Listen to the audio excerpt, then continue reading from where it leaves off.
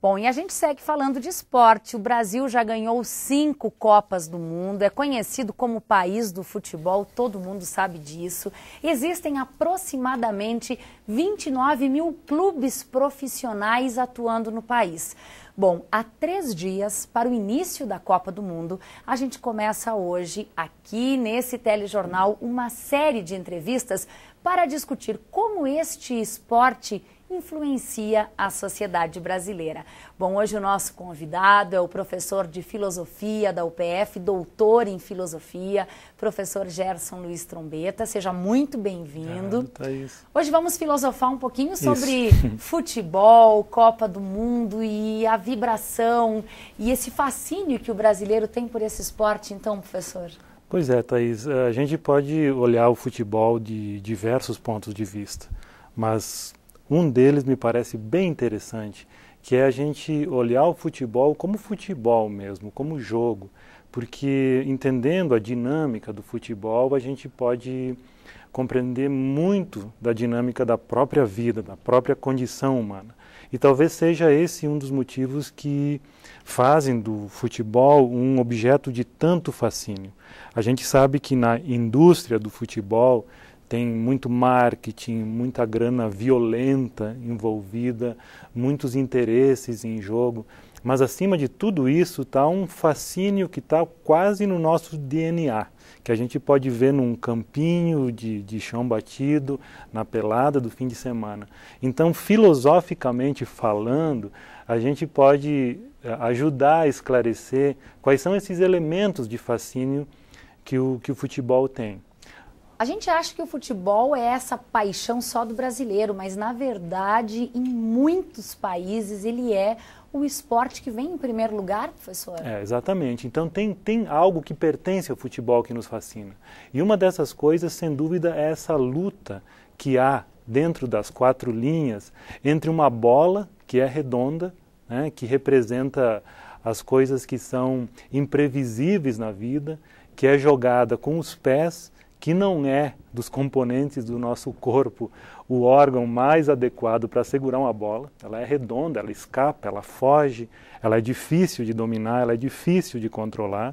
E ela representa todo esse elemento inusitado que tem no futebol e que tem também na nossa vida. E ela está sempre em luta com as 4 linhas, ou com o retângulo, que representa o elemento regrado, aquilo que já está definido, aquilo que já está decidido previamente. E essa luta é frequente, tanto é que o futebol ele fascina porque ele é sempre imprevisível. Nem sempre o melhor time ganha, nem sempre o time mais preparado, mais bem treinado vai ser o vencedor. Existem muitas coisas completamente aleatórias. E a bola é, na maior parte das vezes, a responsável por isso. Impressionante a semelhança com a vida, né? Isso é aplicado tintim por tintim na vida do brasileiro, que muitas vezes sofre muito e passa por dificuldades. Exatamente. As regras no futebol e talvez as regras na vida, elas sejam claras, como sugere um famoso comentarista. Mas como aplicá-las é muito complicado. Como entender os fatos e aplicar as regras também é muito, muito complicado. Veja o exemplo do juiz de futebol, que de todos os esportes é o sujeito, juiz, que mais tem poder, a ponto de poder controlar o próprio tempo. Em outros esportes, o juiz controla muita coisa, mas não pode, por exemplo, controlar o tempo. Existem casos de juízes que esqueceram de apitar o final de um tempo, o final de um jogo, e o jogo foi rolando, porque ninguém pode terminar o jogo a não ser o juiz. Ele controla o próprio tempo. E ele precisa governar muitas coisas no campo, inclusive as intenções. Ele tem que decidir se o sujeito tinha ou não tinha intenção de machucar alguém, tinha ou não tinha intenção de colocar a mão na bola, se no carrinho o jogador visou ou não visou a bola. Ele precisa, inclusive, regrar, determinar se a pessoa tinha ou não tinha intenção. Então ele está envolvido numa série de pequenos jogos e pequenas exigências hermenêuticas que deixam ele, por exemplo, sem torcida, né? Todo mundo torce para alguém no campo, mas não se vê uma torcida organizada para ajudar o juiz. É o cara mais xingado da partida, é o cara mais normalmente, né, o que é muito estranho. Ele tem muito poder, inclusive para controlar o tempo, mas ninguém está por ele. E ele tem que, inclusive, refazer esse poder a todo jogo, senão ele perde o controle do jogo, né? Professor, a gente está recebendo aí no estúdio, daqui a pouquinho a gente vai bater um papo com eles, essa meninada do Esporte Clube Vila Nova de Passo Fundo.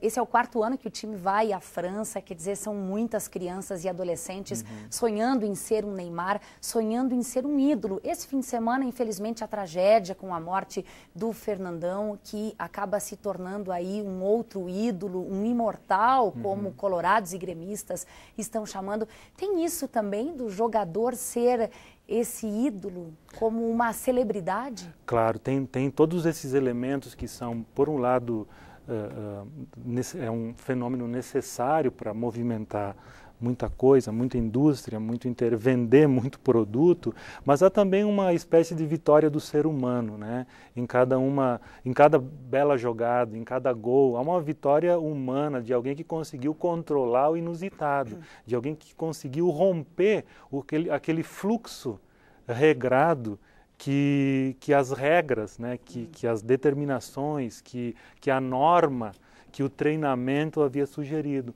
Se todos os jogadores se comportassem como foi estabelecido na pré-eleição ou como foi estabelecido no planejamento, todos os jogos terminariam empatados em 0-0, porque cada jogada teria a sua neutralização da contraparte.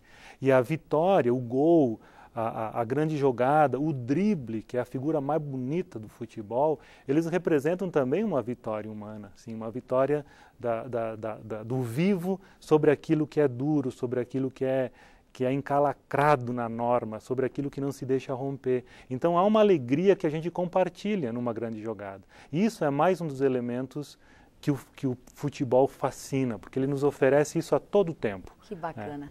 Olha, professor, nosso tempo aqui já estourou. Muito obrigada. Durante toda essa semana as entrevistas seguem, né? Amanhã a gente vai falar sobre a relação entre futebol e economia. O professor já adiantou aí um pouquinho. Na quarta-feira, Copa do Mundo e eleições. A ideia é fazer com que o público pense um pouquinho mais sobre esse momento no ano, não é, professor? É muito importante e necessário. Obrigada, professor. Uma boa semana de trabalho. Muito Obrigada.